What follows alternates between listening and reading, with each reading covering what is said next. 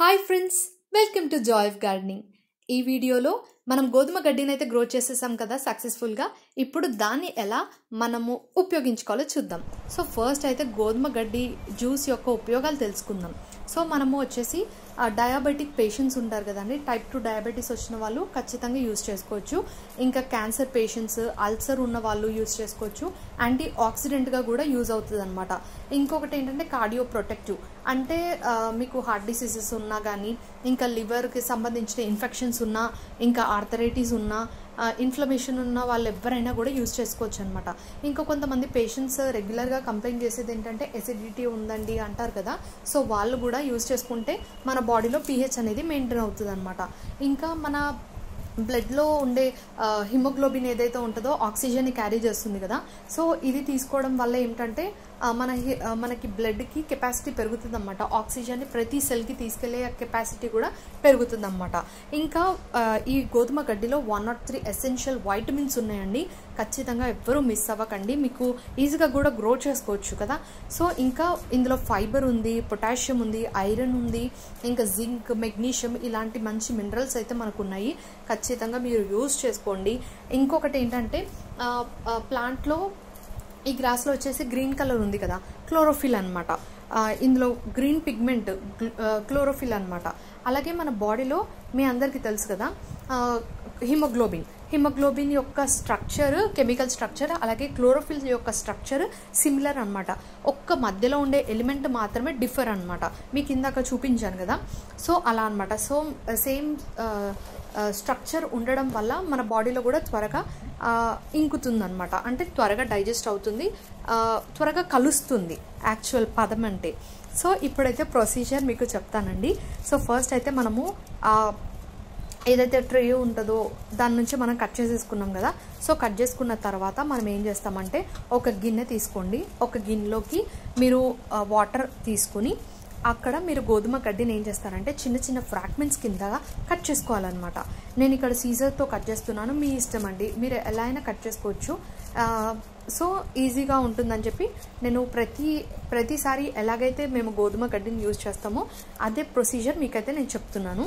So ఈ విధంగా అయితే మనము కట్ చేసుకోవచ్చు అన్నమాట. ఇంకొకటి ఏంటంటే ఎవరు తీసుకోవాలి అనేది ఇంపార్టెంట్ కదా. సో అందుకని చెప్పి ఎవరైనా తీసుకోవచ్చు, చిన్న పిల్లల నుంచి వృద్ధుల వరకు, ఓల్డ్ ఏజ్ పీపుల్ వరకు ఎవరైనా తీసుకోవచ్చండి.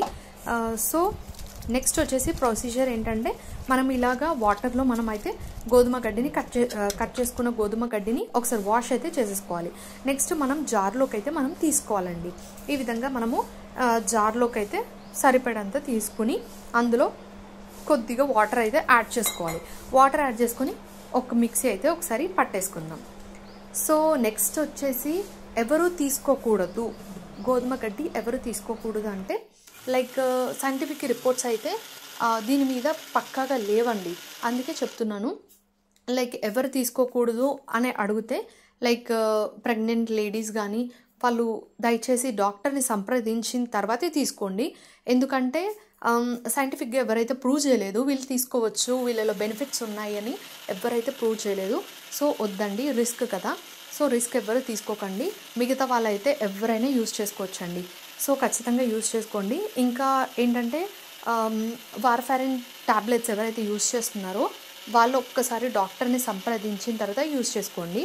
అది ఒక కాషన్ అనమాట. సో మనమైతే ఈ విధంగా మిక్సీ అయితే మనం పట్టేసుకోవాలి. So procedure okay. ఈ విధంగా మిక్సీ పట్టేసుకున్న తర్వాత ఇదిగోండి ఈ విధంగా అయితే ఒక గిన్నె తీసుకుని ఆ గిన్నె మీద ఒక క్లాత్ని అయితే పరుచుకోండి. ఏదైనా కాటన్ బట్ట కానీ లేదంటే మస్లిన్ క్లాత్ కానీ మీరు తీసుకోవచ్చు. సో అదే మీరు రెగ్యులర్గా కూడా యూజ్ చేసుకోవచ్చు అండి. సో మంచిగా అయిపోయిన తర్వాత వాష్ చేసుకొని మళ్ళీ నెక్స్ట్ టైం యూజ్ చేయొచ్చు. నేను కూడా అలానే యూజ్ చేస్తాను. సో ఈ విధంగా అయితే మనము ఒక క్లాత్లో మనము బాగా గ్రైండ్ చేసుకున్న ఈ జ్యూస్ని అయితే మనం వేసేసుకోవాలన్నమాట. వేసేసుకొని ఇప్పుడు వడకట్టాలి. సో దీన్ని ఒక ముద్దలాగా ఇలా చుట్టేసుకొని దాన్ని ఒక్కసారి గట్టిగా ఇలా పిండామనుకోండి మనకి జ్యూస్ అనేది వచ్చేస్తుంది అన్నమాట. చూస్తున్నారు కదా, గ్రీన్ కలర్లో మనకి జ్యూస్ అయితే వస్తుంది.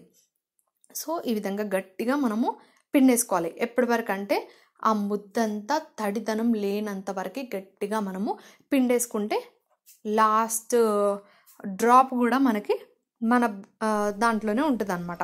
సో ఈ విధంగా అయితే నేను 2 టైమ్స్ గ్రైండ్ చేసుకున్నాను. సో మీకు ఎందుకు 2 టైమ్స్ అని కూడా చూపిస్తున్నానంటే నేను వేసిన దాంట్లో ఆ కంటైనర్లో ఎంత వచ్చింది గడ్డి అది ఎన్ని టైమ్స్కి వస్తుందో మీకు తెలియాలి కదా. సో అందుకని చెప్పి నేను యూజ్ చేశాను. ఈ విధంగా అయితే నేను 2 టైమ్స్ నేనైతే జ్యూస్ని తీస్తున్నాను అనమాట. సో 2 టైమ్స్కి పనికొస్తుంది. లేదు అంటే మీరు ఇంట్లో ఎంతమంది బట్టి అంటే ఫస్ట్ టైం ట్రై చేస్తున్నట్లయితే అందరికీ సరిపోద్ది అన్నమాట. మినిమం ఒక 4 to 6 మెంబర్స్కి అయితే ఈజీగా వచ్చేస్తుంది ఫస్ట్ టైం ట్రై చేసే వాళ్ళకి, ఎందుకంటే మనం వాటర్ మిక్స్ చేస్తాం కదా. సో అందుకనమాట. సో ఇలా వచ్చేస్తుంది అనమాట. సో చూస్తున్నారు కదా. సో ఈ విధంగా అయితే మనం గట్టిగా పిండేయాలి.